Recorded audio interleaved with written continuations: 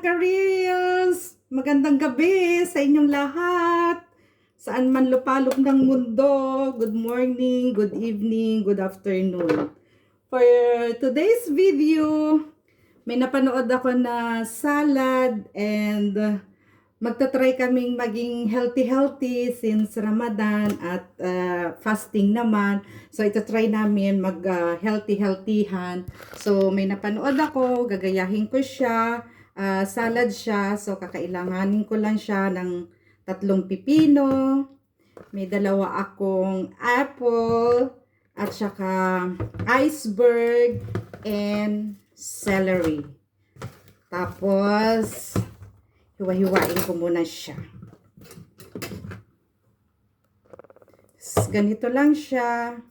Hindi mo naman kailangan balatan ng totally balat. Konti lang siyang balat.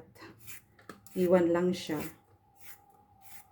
Hindi na masyadong, parang feeling ko hindi na crunchy itong pipino.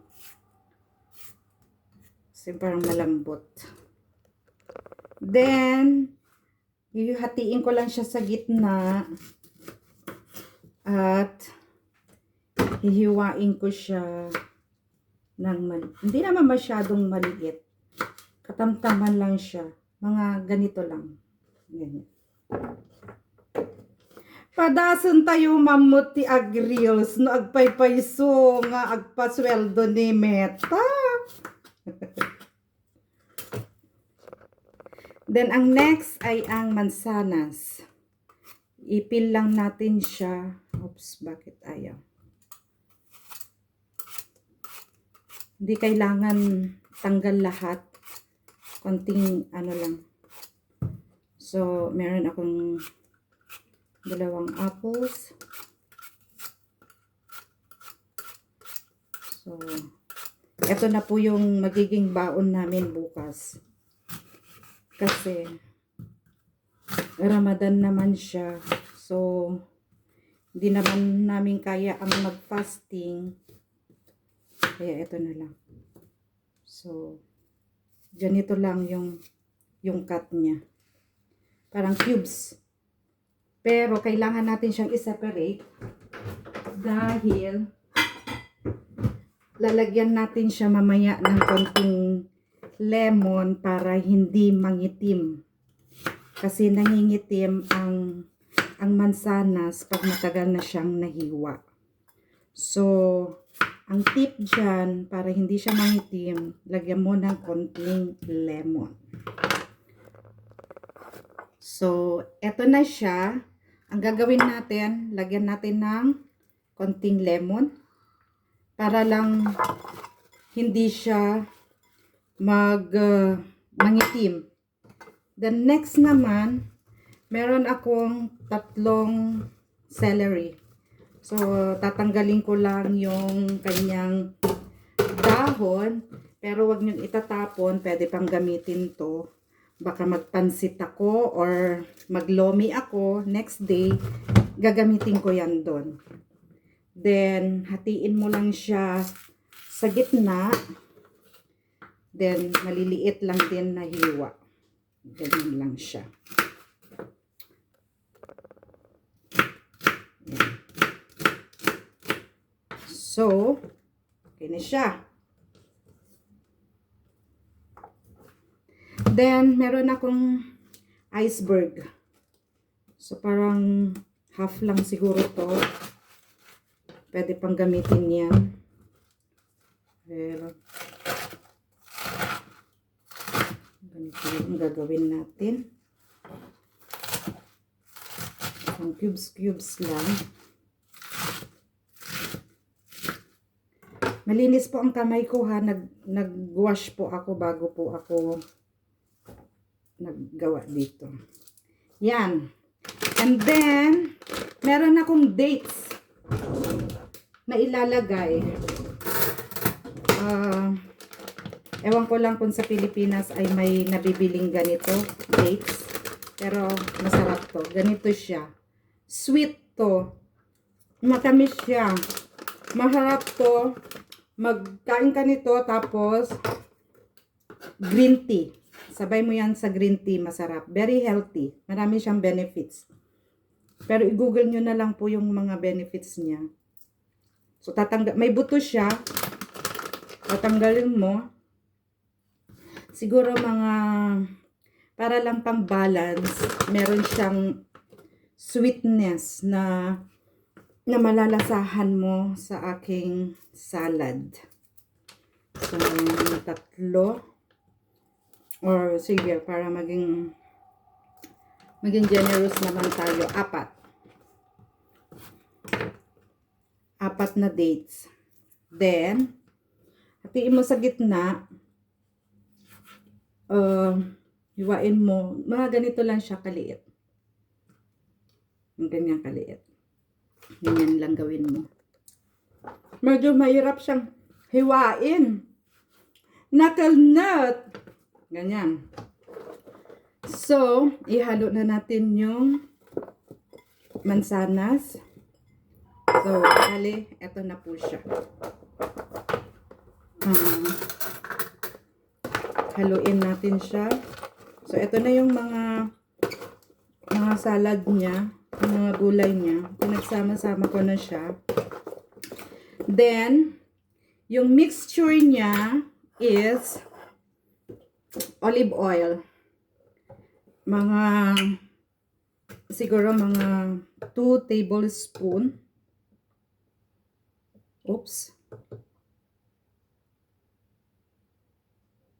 Yan. 2 tablespoon. And then, naku, mukhang makakat yata ang mayonnaise. Heinz. So, mga 1, 2 spoon. And then, hindi siya nakikita. Ganyan. Ganyan na lang. Dito pala siya. And then, lagyan natin siya ng 1 kutsaritang honey. Isang honey lang. And then, meron akong Parmesan cheese. Nalagyan natin siya ng 2 tablespoon na Parmesan cheese. Actually, to tansya-tansya lang to eh. Mga tansya-tansya lang to. Then, lagyan natin siya ng salt. Konti lang. Himalayan salt or kahit anong salt. Basta maalat. Pwede na siya. Then, lalagyan ko siya ng lemon. Squeeze mo siya ng lemon. So, sumabit na ang buto. Naku, hindi yata pang reels to. Pang YouTube yata to. Or, nag-live na lang sana ako. So, halo-halo lang. Feeling ko ang konti. So, magdadagdag pa ako ng mayonnaise. Ang konti ng mixture. Hindi naman to masisira kasi hindi naman natin siya ihahalo sa hindi natin siya ihahalo sa gulay. Halaka, nagbuo-buo. Masarap. Masarap ang mixture niya. Dagdagan lang natin ng parmesan. And then, a little bit of pepper.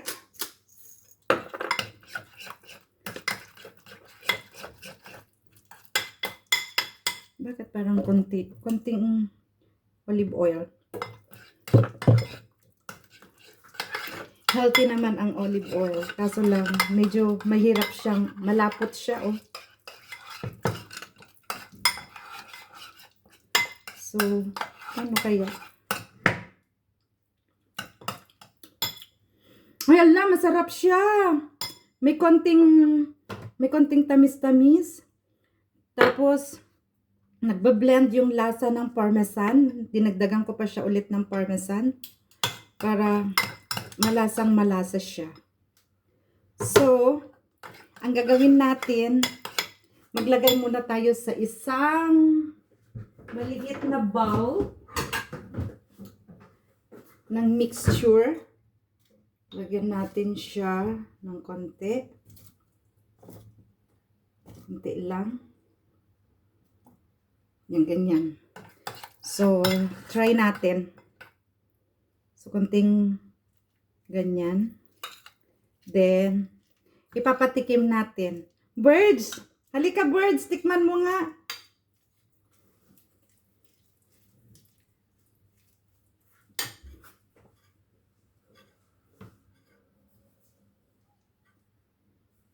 Ayan. Tikman mo lang siya. Anong lasa? Pwede na. Lakas mo. Anong lasa, Virgie? Pwede. Pwede? Pwede Hindi na. nga. Totoo? Pwede na. Oh, pag sure ba? Lagi? Pwede na, lagi. Oh. So, that's it mga ka-reels. Until next time. See you.